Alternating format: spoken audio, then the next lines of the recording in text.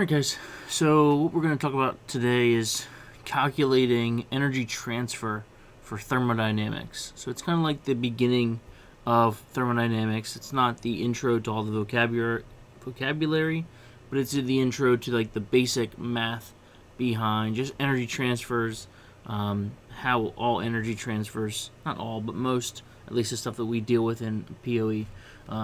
So we have a problem here that says calculate the energy transfer when a block of aluminum at 120 degrees Celsius is placed in a 1 liter or 1 kilogram amount of water at 15 degrees if the final temperature becomes 30 degrees Celsius. So essentially, a block of aluminum is placed in water. That block of aluminum starts at 120 degrees and it's placed in 1 kilogram of water when that water is 15 degrees Celsius.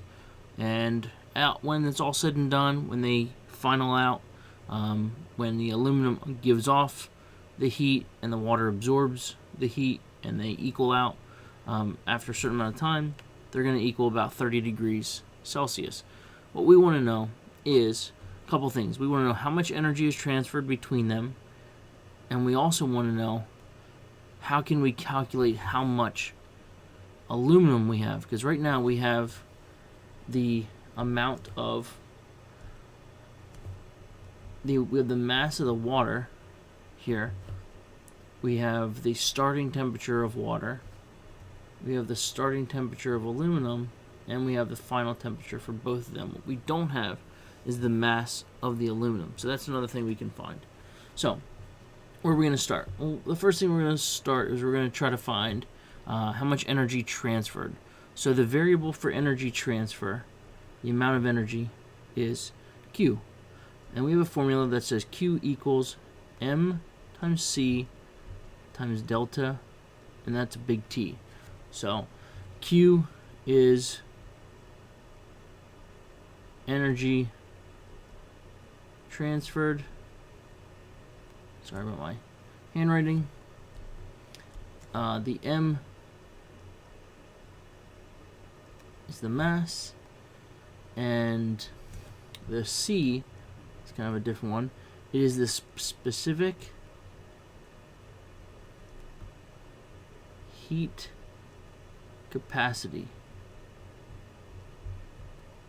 Specific heat capacity. That's essentially how well it does with absorbing heat. And then the last one is the change in temp.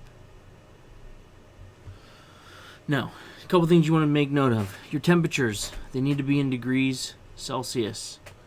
Specific heat capacity is a pretty nasty looking unit. It's not terrible, but to you guys probably it looks pretty terrible right now.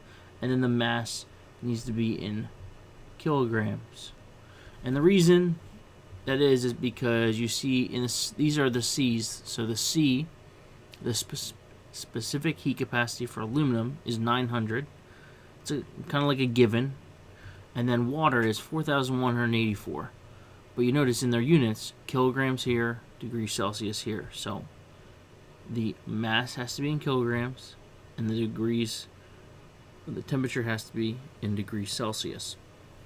Now you'll notice, just right off the bat, if you're paying attention here, you have 900 for aluminum and 4,184 for water. So water is significantly higher. What that means is water is much better at absorbing heat without changing temperature. It's very good at it. That's actually kind of why we use it in heating systems for vehicles and engines. We don't just use water. We would like to use water, but the big issue with us with water is it freezes relatively easy, so we have to deal with that. Alright, so what we're going to do. What do we have? Well,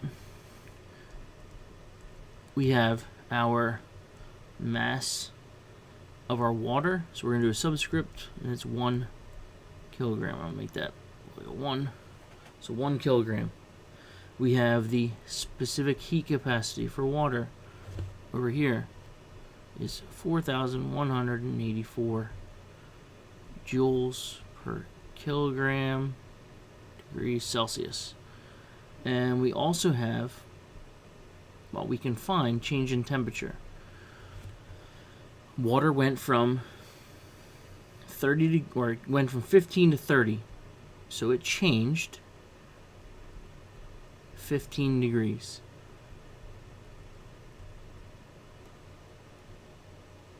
So that's everything for water. And let's just put a W here for water.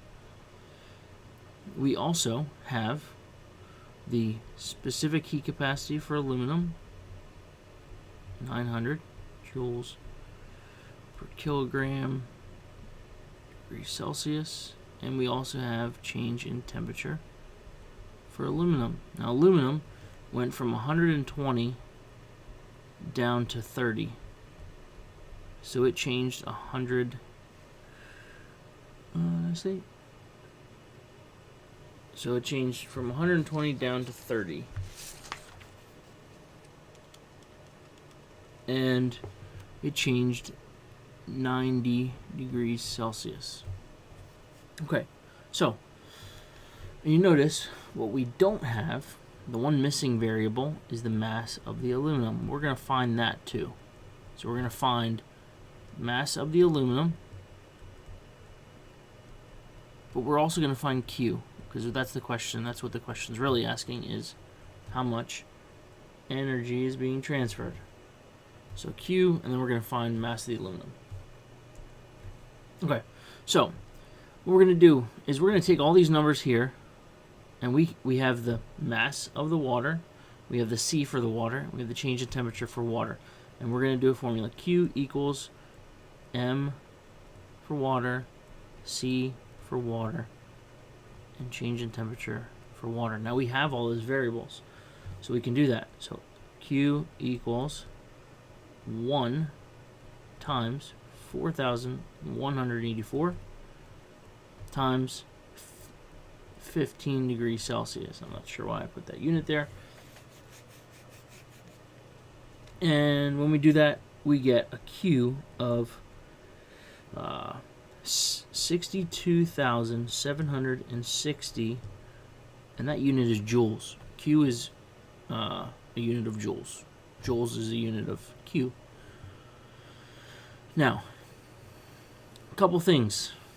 That means that the water gave off, or it really accepted, 62,760 joules of energy from that aluminum. So the aluminum gave it. Now, in the world that we do our problems, you guys have heard me say this many times, but we're going to make a basic assumption. The Q for water, so whatever the Q gained or lost, it came from the aluminum. So all of the energy came out of that aluminum and went into that water, or vice versa.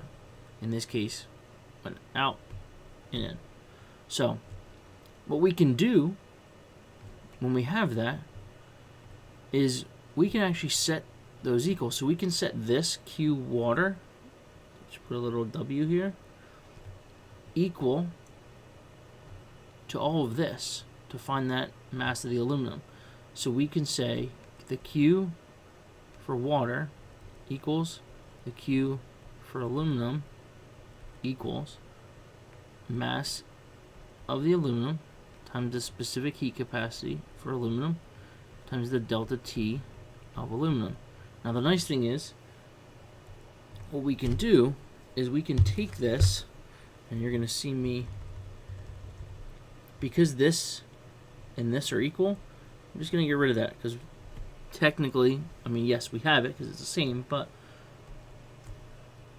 and I guess I should get rid of one of those equal signs because I'm sure I'll get somebody that complains about it. All right, so what we're going to do is we're going to take this number, the Q for water, so 62,760 equals mass of the aluminum, which we don't have, times the specific heat capacity of aluminum, which we have, which is 900, times the change in temperature for aluminum. So aluminum went from 120 to 30, and it changed 90. So what we're going to do is we're going to do 900 times 90 to get the right-hand side of that equation. So we're going to have 62,760 equals mass of the aluminum times 81,000. And then to get rid of that 81,000, we're going to divide both sides by it, which is cancel that out. So 62,760 divided by the answer of 81,000. And we get a mass for the aluminum of 0.775 kilograms. Now we know it's in kilograms because we're not really doing any change in conversions. We're not doing any conversions in here. So whatever the mass was where we started is going to be what it ends in, right? So just keep that in mind. That's why a lot of times you see I had a student say, how come all your videos don't usually put in any units? Well, I'm just trying to get you through the math. We can deal with the units later, but a lot of times when we're not doing a lot of conversions, I mean, some problems we have to do conversions, but because we're not doing with a lot of conversions, we don't have to. I don't necessarily worry about it as much. I know I'm finding a mass at the end. I know I'm starting with a mass at the beginning. That's kilograms. I didn't change it to anything. I'm not doing any change throughout the problem to change any conversions or to do any conversions. So I know that the mass in was 1 kilogram and the mass of the aluminum is going to be a kilogram. So that's my best explanation for that. These problems are pretty straightforward. The biggest thing that people need to remember, because it doesn't necessarily specifically say right away, is this right here.